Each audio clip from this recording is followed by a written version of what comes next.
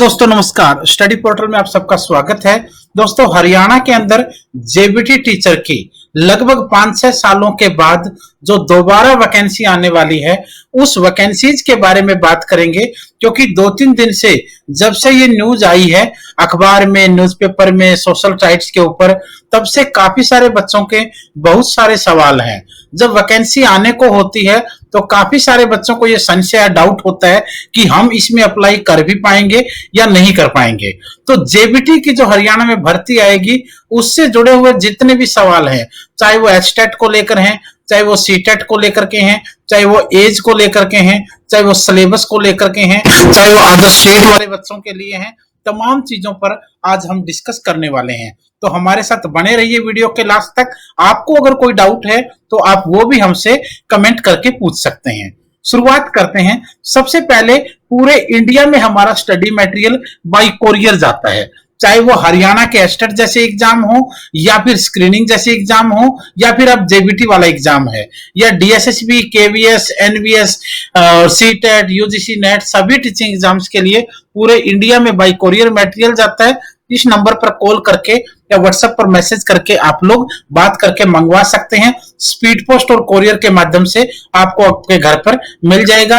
हर portion की special booklet है, 7 से 8 बुकलेट का पूरा सेट होता है। अब शुरू करते हैं। सबसे पहला क्वेश्चन जो बच्चों का है वो ये है कि सर न्यूज तो आ गई, अखबार में आ गई, सोशल साइट्स पे पता चल गया, लेकिन वैकेंसी आएगी कब? दोस्तों जब ये न्यूज आई है ना, इस समय आप देख सकते हो पूरे देश के अंदर कोरोना के वजह से लॉकडाउन चल रहा है। धीरे धीरे करके सारी चीजें पटरी पर आ रही हैं। हरियाणा एकमात्र ऐसा स्टेट है जिसने लगातार कई सारी वैकेंसीज के रिजल्ट आउट किए, पूरी प्रोसेस को कंटिन्यू चलाए हुए हैं। और इस समय चाहे पीटीआई टीचरों का धरना हो या दूसरी चीजें हो, तो ऐसे समय सरकार चाहती है कि कुछ वैकेंसीज को आउट किया जाए ताकि लोगों का अलग तरफ ध्यान हो और बच्चे पढ़ाई के अंदर थोड़ी सी रुचि लें। और ये सारी तैयारियां करके इन लोगों ने ये न्यूज छपवाई है। अब इसका मतलब ये है कि प्रोसेस पूरे हाई लेवल पर है, किसी भी समय नोटिफिकेशन आउट हो सकता है। पूरे इंडिया में हरियाणा ही एकमात्र ऐसा स्टेट है जिसका नोटिस आने से पहले जरा सा भी अंदाजा नहीं होता, कब नोटिस आ जाएगा पता भी नहीं चलेगा। उसी तरीके से ये वैकेंसी जितनी जल्द हो सकता है आपके लिए आने की कोशिश होगी और जल्दी ही आपको नोटिफिकेशन इसका देखने को मिल जाएगा। दूसरा क्वेश्चन जो बच्चों का होता है, कुल कितने पद होंगे? ये आप लोगों को न्यूज़पेपर में भी देखा है कि 5,695 पदों की बात यहाँ पर हो रही है। लगभग 5,000 के आसपास या 5,500 माने टोटल पोस्ट तो ये खाली हैं, लेकिन यह माना जा रहा है कि लगभग 5,000 या 5200 के आसपास आपके लिए वैकेंसी आ सकती है या 5.5 भी ये लोग निकाल सकते हैं। तो ये पहली बात, वैकेंसी कब आएगी। दूसरी चीज, टोटल पोस्ट कितनी होंगी। तीसरा क्वेश्चन जो बच्चों का होगा वो है कि योग्यता क्या होनी चाहिए या फिर अप्लाई कौन कर सकता है। या तो क्वालिफिकेशन की बात हो या फिर ये हो कि अप्लाई कौन कौन कर सकते हैं। ये चीज भी सबसे जरूरी है क्योंकि बच्चे क्वालिफिकेशन के बारे में बार बार पूछते हैं। सिंपल सी चीज है, डिप्लोमा इन एजुकेशन आपका होना चाहिए, चाहे आपने हरियाणा से जेबीटी किया हो या फिर ईटीटी, एनटीटी, जो भी आपके इस लेवल के कोर्स होते हैं जिनको आप लोग डिप्लोमा इन एजुकेशन में मानते हैं, चाहे वो 12th बेस पर आपने किया हो, चाहे हरियाणा के अंदर कुछ समय तक ग्रेजुएशन बेस पर भी जेबीटी करवाई थी, चाहे वो आपका 1 ईयर वाला डिप्लोमा में आप हो, चाहे आप 2 ईयर वाले में हो, चाहे आप हो, उसमें कोई दिक्कत नहीं है। डिप्लोमा इन एजुकेशन आपका होना चाहिए। उसके साथ साथ आपके पास एचटेट भी पास होना चाहिए। ये चीज आपको ध्यान रखनी है। डिप्लोमा इन एजुकेशन प्लस में आपका एचटेट पास हो, ये कंडीशंस है, ये क्वालिफिकेशन है। जिनके पास ये है उन्हें कोई रोक नहीं पाएगा, जिनके पास ये नहीं है वो अप्लाई बिल्कुल नहीं कर पाएंगे। एक चीज तो आपको ये बिल्कुल ध्यान रखनी है। दूसरी चीज ये है कि कुछ बच्चे ये क्वेश्चन करते हैं कि सर हम अदर स्टेट से हैं, चाहे हम दिल्ली से हैं, चाहे हम यूपी से हैं, चाहे हम राजस्थान से हैं, चाहे पंजाब से हैं, यानी कहने का मतलब है क्या दूसरे राज्यों के बच्चे फॉर्म अप्लाई कर पाएंगे? तो इसका मतलब है यस, बिल्कुल कर पाएंगे, लेकिन आपकी क्वालिफिकेशन वही होगी जो बाकी की है। यानी अगर आप अदर स्टेट के हैं और आपने हरियाणा का स्टेट कर रखा है, पास किया हुआ है, तो फिर आपको कोई नहीं रोकेगा, आप अप्लाई कर सकते हैं। बस ज्यादा से ज्यादा ये हो जाता है कि कई सारे स्टेटों में आमतौर पर ये होता है कि अगर आप अदर स्टेट के हैं, ओबीसी आप हैं, तो फिर आप जनरल में काउंट हो जाएंगे, या फिर इस तरीके की कंडीशन बिल्कुल होती हैं। लेकिन अदर स्टेट का बच्चा अगर है, क्वालिफिकेशन आपके पास है, पात्रता हरियाणा का स्टेट आपने कर रखा है, तो फिर आप अप्लाई कर सकते हैं। इस क्वेश्चन का जवाब आपका यस रहेगा। दूसरा क्वेश्चन बच्चों का बार बार होता है, हालांकि मैक्सिमम बच्चों को पता है, लेकिन पता नहीं कुछ बच्चों को या तो पता नहीं होता, या फिर वो ये पूछने की कोशिश करते हैं कि एक बार कोई हाँ ही कर दे कि हम भर पाएंगे, तो ये बड़ा गलत हो जाता है।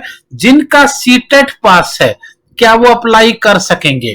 दोस्तों एक सिंपल सी बात है, हरियाणा के अंदर अगर वैकेंसी आती है तो आपको एस्टेट क्लियर चाहिए, यूपी के अंदर वैकेंसी आती है तो आपको यूपी टेट चाहिए, उत्तराखंड में वैकेंसी आती है तो आपको यूके टेट चाहिए। यानी कहने का मतलब है, जब हरियाणा की वैकेंसी है और एचटेट चाहिए, फिर भी आप बोलते हैं कि सर सीटेट पास है, क्या अप्लाई कर सकता हूं?